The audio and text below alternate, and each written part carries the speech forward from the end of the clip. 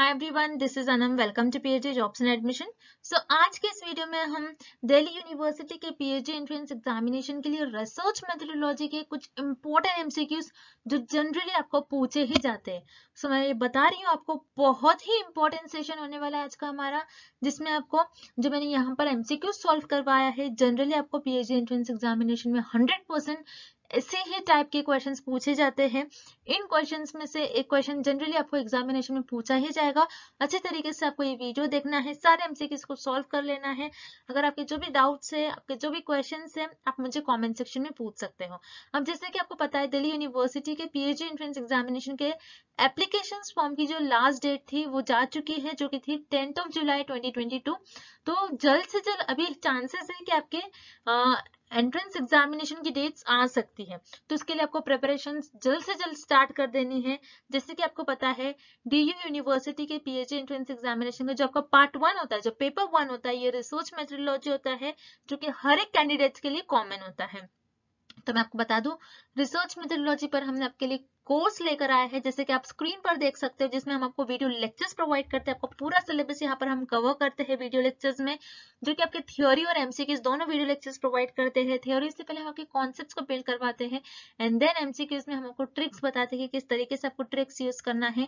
उसी तरीके से नोट्स हम आपको प्रोवाइड करते हैं, काफी सिंपलेस्ट लैंग्वेज में नोट्स, आपके इंटरव्यू के लिए भी बहुत हेल्पफुल होने वाले हैं notes. Then mock test, total 10 mock test provide कर रहे हैं, तो उस तरीके से आपके 400 क्वेश्चंस हम मॉक टेस्ट में कवर करते हैं। And then finally 1500 plus MCQs revision PDF, जो कि आपका रिवीजन का काम करती है। तो मैं यहाँ पर आपको बता दूं, 100% गारंटी के साथ हम आपको ये कोर्स प्रोवाइड कर रहे हैं। आपको पास करने की रिस्पॉन्सिबिलिटी हमारी होगी, हम आपको पास करवाएंगे, हम आपको टाइम टू टाइम गाइड करते रहते हैं। तो आपको याद रखना है, आपको ज्यादा टाइम वेस्ट नहीं करते हुए जल्द से जल्द आपको प्रिपरेशंस को स्टार्ट करना है। स्टार्ट करने के लिए स्क्रीन पर जो आपको नंबर नजर आ रहा है, उस नंबर पर व्हाट्सएप के थ्रू हमें कॉन्टैक्ट करना है, और आप हमारे ऐप के थ्रू भी स्टडी मटेरियल को एक्सेस कर सकते हो, जिसके लिंक मैंने आपके साथ comment section as well as description box में भी शेयर कर रखी है। So that's it, and let's begin with the video. तो एक बार ये एमसीक्यू स्टार्ट करने से पहले मैं आपको अच्छे तरीके से हमारे कंटेंट जो हम आपको प्रोवाइड करते हैं, जो स्टडी मटेरियल हम आपको प्रोवाइड करते हैं, उसके बारे में एक बार मैं आपको फटाक से बता दूं कि हमारे इस कोर्स में हम आपको video lectures, mock test, notes provide करते हैं, और 1500 प्लस एमसीक्यूज रिविजन पीडीएफ। ये सारा जो कंटेंट आप देख रहे हो स्क्रीन पर, ये आपको एक ही जगह मिलेगा। कई स्टूडेंट्स क्या करते हैं, इंटरनेट से स्टडी मटेरियल रिफर करते हैं। सो इंटरनेट पे जो लैंग्वेज यूज करी जाती है, बहुत डिफिकल्ट लैंग्वेज यूज करी जाती है, जिससे कि आपको समझ नहीं आता है क्या लिखा हुआ है, किस तरीके से ये जो कंटेंट है आपको किस तरीके से रीड करना है, कितना कंटेंट आपको फॉलो करना है। क्योंकि हम हमारे कोर्स में आपको बताते हैं आपको कितना स्टडी मटेरियल यूज करना है। बहुत ज्यादा भी नहीं आपको पढ़ना है, बहुत कम भी नहीं, आपको जितना सफिशिएंट है आपके स्टडी के लिए उतना आपको पढ़ना है। सो हमारे कोर्स में हम आपको गाइड करते रहते हैं कि किस तरीके से आपको किस टॉपिक पर ज्यादा फोकस रहना है, कहाँ से ज्यादा क्वेश्चन आपको पूछे जा सकते हैं। ये सारी चीजें हमारे कोर्स में हम आपको बताते हैं। सो हमारा ये जो कोर्स है, हम आपको गारंटी के साथ कहते हैं कि हमारे इसी कोर्स से आपको एग्जाम में 30 से 35 क्वेश्चन डायरेक्टली पूछे जाएंगे। तो जल्द से जल्द आपको कोर्स को परचेस करना है। परचेस करने के लिए स्क्रीन पर ये जो नंबर नजर आ रहा है, इस पर व्हाट्सएप के थ्रू हमें कॉन्टैक्ट करना है। याद रखिएगा, नॉर्मल कॉल्स नंबर पर नहीं लगेगा, और आप हमारे इस ऐप के थ्रू भी स्टडी मटेरियल को एक्सेस कर सकते हो। सो ऐप को एक्सेस करने के लिंक मैंने आपके साथ डिस्क्रिप्शन बॉक्स में प्रोवाइड कर रखी है। So that's it, and let's begin with the MCQs. What are the conditions in which type 1 error occurs? इस क्वेश्चन में भी पूछ रहा है, दिए गए ऑप्शंस में से कौन सा एक ऐसा ऑप्शन है, अगर रिसर्चर उस ऑप्शन को परफॉर्म करते हैं और जो भी रिसर्च कर रहा है उस ऑप्शन को परफॉर्म करता है, तो उसे हम कहेंगे कि उन्होंने टाइप 1 एरर परफॉर्म किया। सो एरर क्या होता है, आपको पहले तो ये पता होना चाहिए इस क्वेश्चन को सॉल्व करने के लिए। एरर क्या होता है, जब भी रिसर्चर अपने हाइपोथेसिस को टेस्ट करते हैं तो उनसे कुछ मिस्टेक्स हो जाते हैं, उन्हें हम कहते हैं एरर। अब रिसर्च में याद रखिएगा, एग्जाम में इस टाइप के भी क्वेश्चन आते हैं कि रिसर्चर अपने रिसर्च में किस हाइपोथेसिस को टेस्ट करते हैं। तो याद रखिएगा, रिसर्चर अपने रिसर्च में सिर्फ और सिर्फ नल हाइपोथेसिस को टेस्ट करते हैं, और रिसर्चर से नल हाइपोथेसिस को टेस्ट करने में कुछ मिस्टेक्स हो जाती है, उसी को हम कहते हैं, उस मिस्टेक्स को हम कहते हैं एरर्स। और रिसर्चर से जो एरर्स होता है वो दो टाइप का हो सकता है, टाइप 1 एंड टाइप 2। अब इस क्वेश्चन में हमें पूछ रहा है कि टाइप 1 एरर कब अकर होता है। तो इसके लिए आपको ये टेबल याद रखना है, बहुत इंपॉर्टेंट है। इसके पहले भी मैंने कई लेक्चर्स में ये टेबल आपको बताया है और इस टेबल के बेसिस पर मैंने नोट्स में इस टेबल को बहुत अच्छे से एक्सप्लेन करा है। अगर आप एक बारी नोट्स पढ़ लेते हो तो मैं अपने बैच के स्टूडेंट्स को कहूंगी कि एक बारी आप नोट्स रीड कर लीजिएगा, तो ये आपको जो टाइप 1 एरर टॉपिक है एंड टाइप 2 एरर ये एकदम आपको क्लियर हो जाएगा। जैसे कि आप टेबल में देख रहे हो, आप हमेशा, और रिसर्चर जो भी रिसर्च करे हमेशा नल हाइपोथेसिस को टेस्ट करते हैं। अगर नल हाइपोथेसिस ट्रू है और फिर भी रिसर्चर उसको रिजेक्ट कर देते हैं, तो उस केस में आपका होगा कि रिसर्चर ने टाइप 1 एरर परफॉर्म किया। और टाइप 1 एरर को अल्फा एरर भी कहते हैं, अल्फा से डिनोट किया जाता है। उसी तरीके से टाइप 2 एरर क्या होता है? टाइप 2 एरर इस केस में होगा अगर आपकी जो नल हाइपोथेसिस है वो फॉल्स है, फॉल्स होने के बावजूद आप उसको एक्सेप्ट कर ले रहे हो। अगर नल हाइपोथेसिस फॉल्स है, आपने इसको एक्सेप्ट कर लिया, तो यहाँ पर आपने टाइप 2 एरर परफॉर्म किया। और टाइप 2 एरर को बीटा एरर भी कहते हैं। सो याद रखिएगा, टाइप 1 एरर कब अकर होता है? जब आपकी नल हाइपोथेसिस ट्रू हो। नल हाइपोथेसिस ट्रू होने पर भी आपने इसको क्या कर लिया? रिजेक्ट कर लिया, तो उस केस में आपने जो एरर परफॉर्म किया वो हो जाएगा आपका टाइप 1 एरर, जिसे हम अल्फा से भी डिनोट करते हैं। सो इस क्वेश्चन का आपका राइट आंसर हो जाएगा option B, the null hypothesis get rejected even if it is true. Next, assignment of numerals to the objects to represent their attributes is known as। इस क्वेश्चन में हमें पूछ रहा है ऐसे कौन सा डेटा होता है जिसमें हम उस डेटा के जो भी कैरेक्टरिस्टिक्स होते हैं, उन पर्टिकुलर ऑब्जेक्ट की जो कैरेक्टरिस्टिक होते हैं उनको एक नंबर देते हैं। सो उस डेटा को हम क्या कहते हैं? सो याद रखिएगा, उस डेटा को हम कहते हैं नॉमिनल डेटा। सो रिसर्च में 4 टाइप्स के स्केल होते हैं जिसमें आपके पास डेटा होता है, जिसे हम nominal, ordinal, interval and ratio scale भी कहते हैं और नॉमिनल डेटा भी कहते हैं। यानी उस स्केल में हमारे पास कुछ ना कुछ डेटा होता है। जैसे यहाँ पर आपको इस डायग्राम में देखना है, 4 types of level of measurement होते हैं और स्केल्स ऑफ मेजरमेंट होते हैं, जिसे हम इस शॉर्ट फॉर्म से याद रखेंगे NOIR. N for nominal, O for ordinal, I for interval and R for ratio. Nominal scale क्या होती है? जिसमें आपके पास जो भी डेटा होता है आप उस डेटा को उनके कैरेक्टरिस्टिक्स के बेसिस पे डिवाइड करते हो। ऑर्डिनल में क्या होता है? आप एक डेटा को आपके एक ऑर्डर देते हो, रैंक देते हो। उसी तरीके से इंटरवल में आप ऑर्डिनल के सारे कैरेक्टरिस्टिक्स फॉलो करोगे, लेकिन इंटरवल में आपके पास जो भी डेटा होता है आप उसको एक इक्वल इंटरवल्स में अरेंज करोगे। और इंटरवल में आपका जो जीरो होता है ये आर्बिट्री होता है। And last is ratio. Ratio में इंटरवल के सारे कैरेक्टरिस्टिक्स प्रेजेंट होंगे और रेशो में जीरो का कुछ ना कुछ मीनिंग होगा।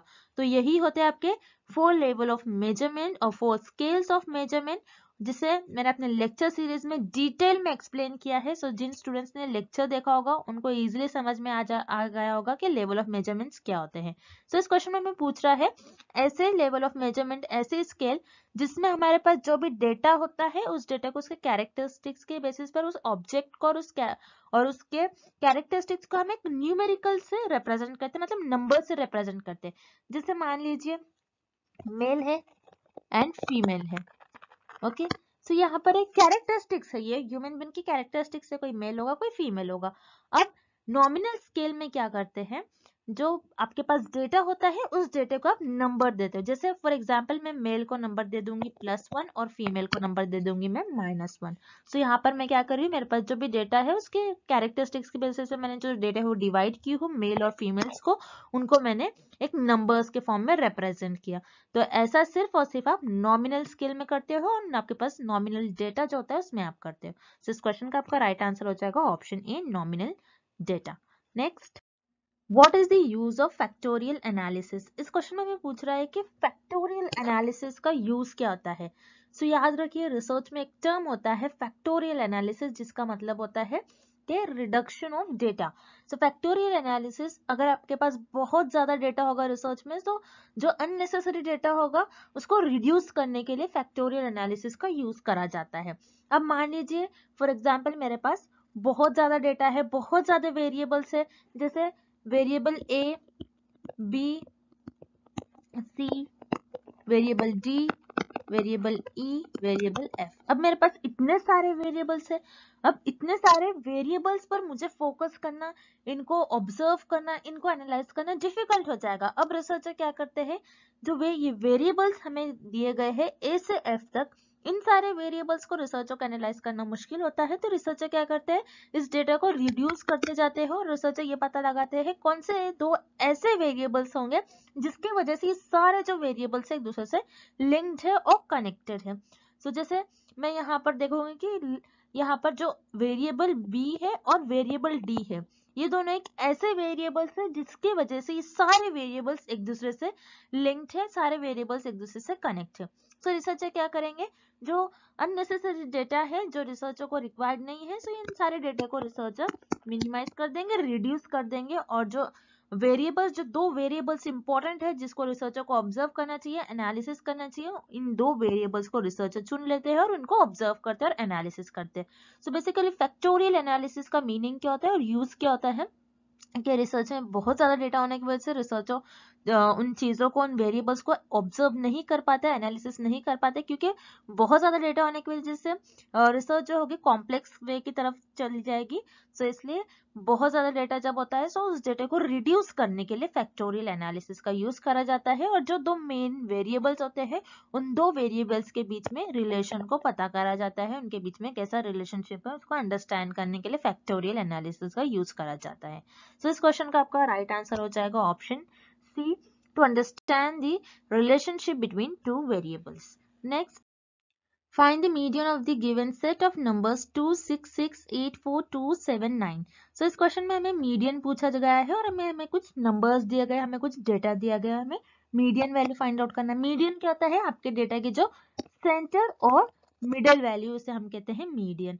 अब मीडियन को सॉल्व करने के लिए कुछ स्टेप्स है, इन स्टेप्स को आपको याद रखना है। जैसे कि मैंने आपसे कहा था, आपको एग्जाम में compulsory median, mode and mean ये फाइंड आउट करने के लिए एग्जाम में कंपलसरी इस पर आपको एक क्वेश्चन देखने मिलेगा। अब मीडियन को सॉल्व करने के लिए आपको स्टेप्स को याद रखना है। जैसे कि हम स्टेप्स को परफॉर्म करेंगे। स्टेप 1 है कि आपके पास जो भी डेटा दिया गया है आपको उसको एक इंक्रीजिंग ऑर्डर में अरेंज करना है। सो यहाँ पर आपको जो डेटा दिया गया है ये इंक्रीजिंग ऑर्डर में अरेंज नहीं किया गया है, तो हम पहले इसको इंक्रीजिंग ऑर्डर में अरेंज करेंगे। जैसे सबसे छोटा नंबर है यहाँ पर 2 दो बार आया है, फिर उसके बाद 4, देन 4 के बाद 6 दो बार आया है, देन 7, 8 एंड 9। सो हमने जो भी डेटा दिया गया था उसको एक इंक्रीजिंग ऑर्डर में अरेंज कर लिया, छोटे से बड़े। फिर सेकेंड स्टेप में हमें देखना है आपका डेटा ऑड है या फिर इवन है। सो डेटा को हम काउंट कर लेते हैं, 1, 2, 3, 4, 5, 6, 7, 8 नंबर से, मतलब आपका जो डेटा है ये इवन है। सो अगर आपका डेटा इवन होता है उस केस में आपकी दो वैल्यू हो जाएगी मीडियन की। अगर मान लो आपका डेटा ऑड होता है तो उस केस में आपकी एक ही वैल्यू हो जाएगी मीडियन की।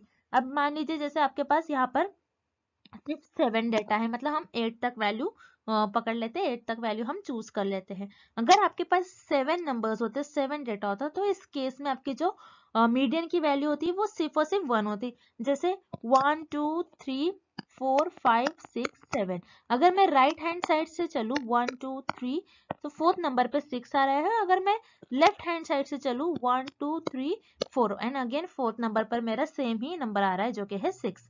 सो अगर मेरा डेटा ऑड होता तो उस केस में मेरी 6 वैल्यू हो जाती। अब इवन है, इवन के लिए मुझे किस तरीके से काउंट करना है, इवन के लिए मेरे पास टोटल 8 नंबर्स है, यानी यहाँ पर मेरे पास टोटल 8 नंबर हो जाएंगे इस केस में, यानी इवन नंबर्स है। तो मैं किस तरीके से काउंट करूंगी, 1, 2, 3, फोर्थ नंबर पर 6 आ रहा है और यहाँ से भी 1, 2, 3, 4 पर 6 आ रहा है। तो इस केस में मेरे दो मीडियन के वैल्यू हो जाएंगे। ओके, सो यहाँ पर 6 एंड 6 हमने नंबरिंग कर लिया। जैसे 8 था, यहाँ पर टोटल हमारा जो डेटा था इवन था और टोटल 8 नंबर्स थे, तो 8 डिवाइडेड बाय आप 2 कर लो तो हो जाएगा आपका 4। यानी लेफ्ट हैंड साइड से आपको फोर्थ नंबर पर जो भी नंबर आ रहा है वो चूज करना है और राइट हैंड साइड से आपके फोर्थ नंबर पर जो भी नंबर आ रहा है उसको आपको चूज करना है। तो हमने चूज कर लिया और जो नंबरिंग करने पर हमें दो वैल्यू मिल रही थी जो कि है 6 एंड 6। अभी उन वैल्यूज का हमें एवरेज लेना है। एवरेज किस तरीके से लिया जाता है, तो यहाँ पर 6 + 6 डिवाइडेड बाय 2 नंबर्स है तो डिवाइडेड बाय 2। तो 6 + 6 हो जाता है आपका 12 divided by 2। So 12 divided by 2 हो जाएगा आपका 6।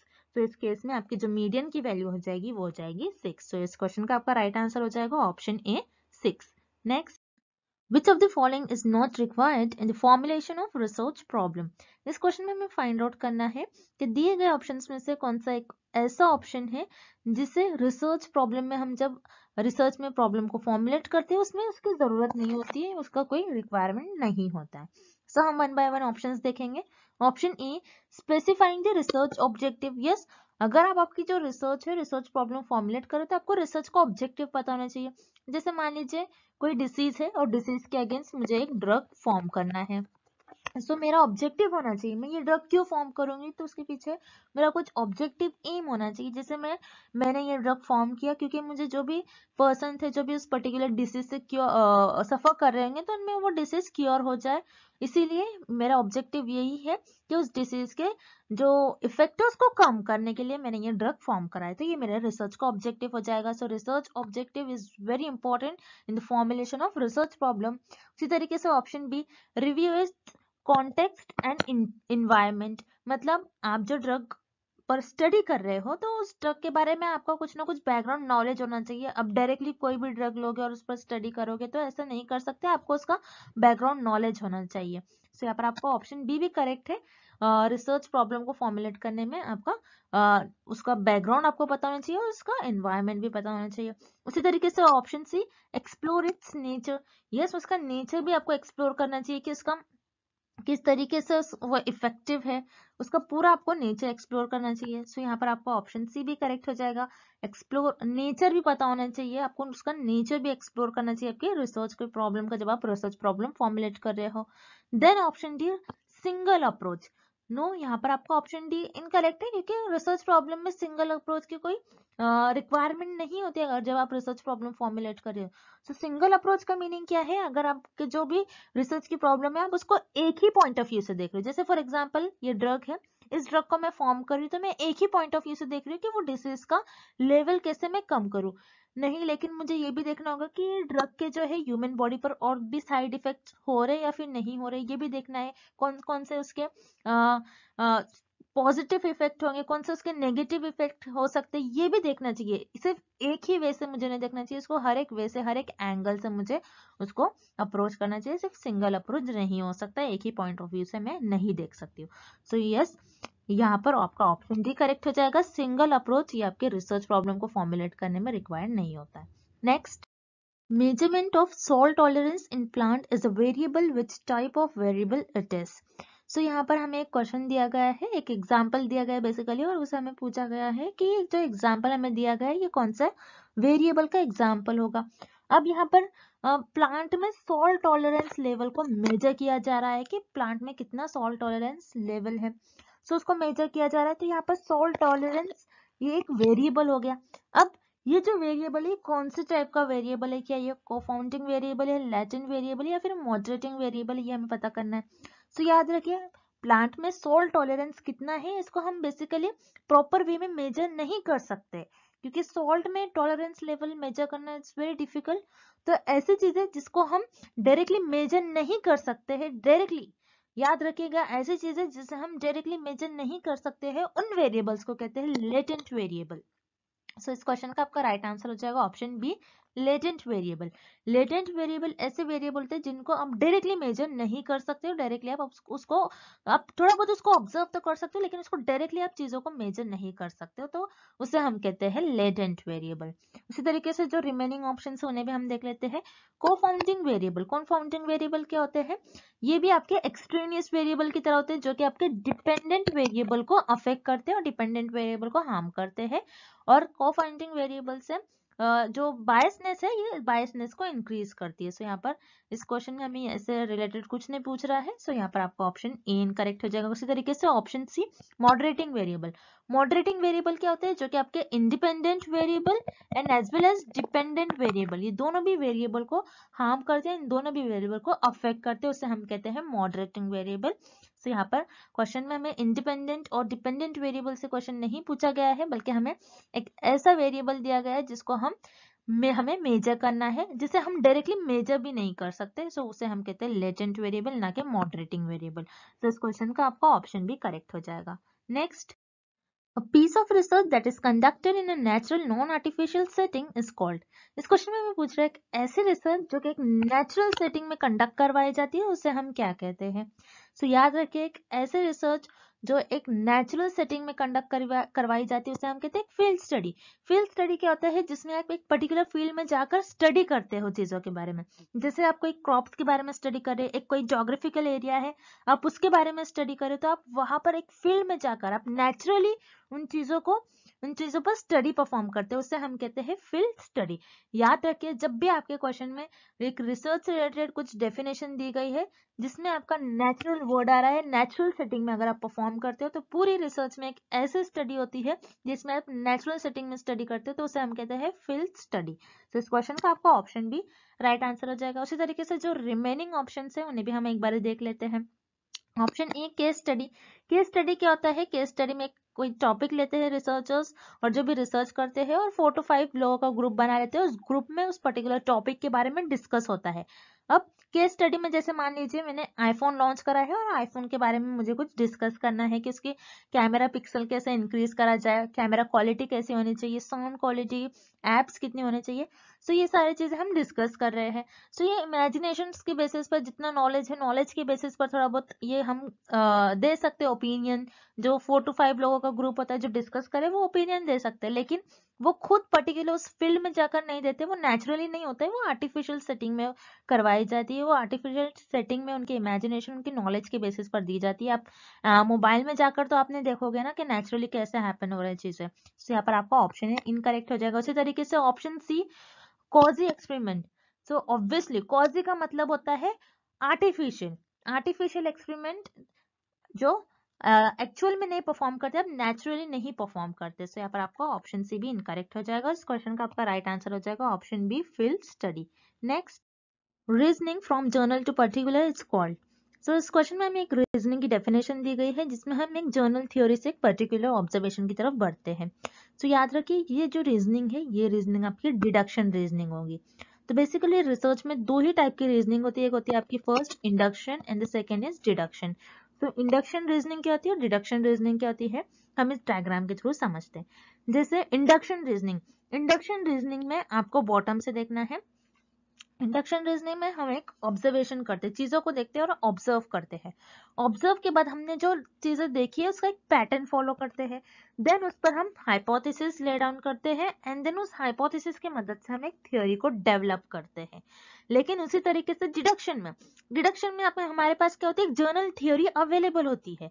जर्नल हमारे पास थ्योरी एक अवेलेबल होती है, general point of views available होते हैं, एंड जर्नल थ्योरी के बेसिस पर हम उस पर हाइपोथेसिस ले डाउन करते हैं, उस हाइपोथेसिस को हम ऑब्जर्व करते हैं, एंड देन लास्ट में हम एक पर्टिकुलर ऑब्जर्वेशन बताते हैं और उस ऑब्जर्वेशन को हम कंफर्म करते हैं। सो ये होती है आपकी डिडक्शन रीजनिंग। सो याद रखिएगा, induction reasoning and deduction reasoning इस टॉपिक पर एग्जाम में कंपलसरी आपको एक क्वेश्चन पूछा ही जाता है, और इस क्वेश्चन का आपका राइट आंसर हो जाएगा option C deduction. Next, Which of the following does not corresponds to characteristics of research? इस क्वेश्चन में हमें पूछ रहा है दिए गए ऑप्शंस में से कौन सा एक ऐसा ऑप्शन है जो रिसर्च के कैरेक्टरिस्टिक्स नहीं है और जिसे हम रिसर्च का कैरेक्टरिस्टिक नहीं मानेंगे। सो हम वन बाय वन ऑप्शंस देखेंगे। Option A, research is not passive. So yes, research passive नहीं होती है। पैसिव का क्या मतलब होता है, जिसे आप सिर्फ देख सकते हो, सुन सकते हो, लिसन कर सकते हो, लेकिन ऐसे चीजें जो डुएबल नहीं होंगी, मतलब ऐसे चीजें जिन पर आप प्रैक्टिकल्स नहीं परफॉर्म कर सकते हो, उसे हम कहते हैं पैसिव। सो यस, रिसर्च आपकी पैसिव नहीं होती है, मतलब हम रिसर्च को सिर्फ देख सकते हैं और सुन सकते हैं, ऐसा नहीं होना चाहिए। रिसर्च का प्रैक्टिकल भी परफॉर्म करना चाहिए, और रिसर्च जो होती है हम उसे प्रैक्टिकली परफॉर्म करते हुए उसका जो हमें रिजल्ट आता है, हम ये देखते हैं कि वो सोसाइटी के लिए बेनिफिशियल होगी या फिर नहीं, इसीलिए रिसर्च की जाती है। और रिसर्च का कुछ ना कुछ ऑब्जेक्टिव होता है, उससे कुछ ना कुछ हमें बेनिफिट होना चाहिए। रिसर्च का अगर आप सिर्फ देखोगे, सुनोगे और उसे अप्लाई नहीं करोगे, तो वो आपकी रिसर्च नहीं कहलाएगी। सो याद रखिए, रिसर्च आपकी पैसिव नहीं होती है।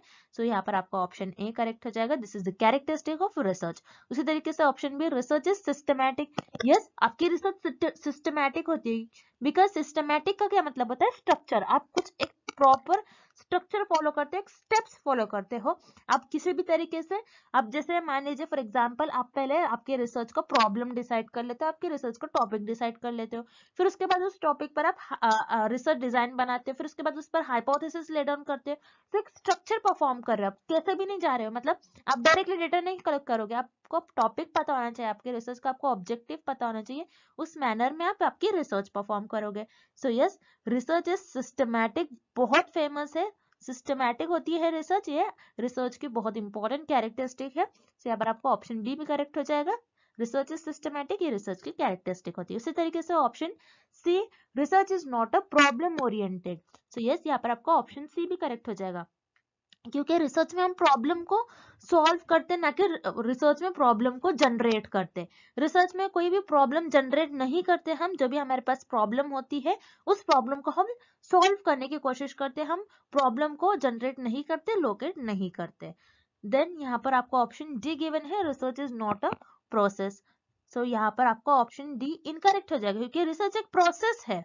प्रोसेस का मतलब क्या होता है, जैसे मैंने आपको अभी बताया, आप कुछ स्टेप्स फॉलो करते हो। जैसे रिसर्च में हम स्टेप्स फॉलो करते हैं, पहले हम हमारा रिसर्च प्रॉब्लम डिसाइड करते हैं, देन उसके बाद रिसर्च डिजाइन बनाते हैं कि हम किस तरीके से हम इन्वेस्टिगेशन करेंगे हमारे रिसर्च में, देन उसके बाद हाइपोथेसिस ले डाउन करते हैं, देन उस हाइपोथेसिस को टेस्ट करते हैं। सो रिसर्च जो है एक प्रोसेस है।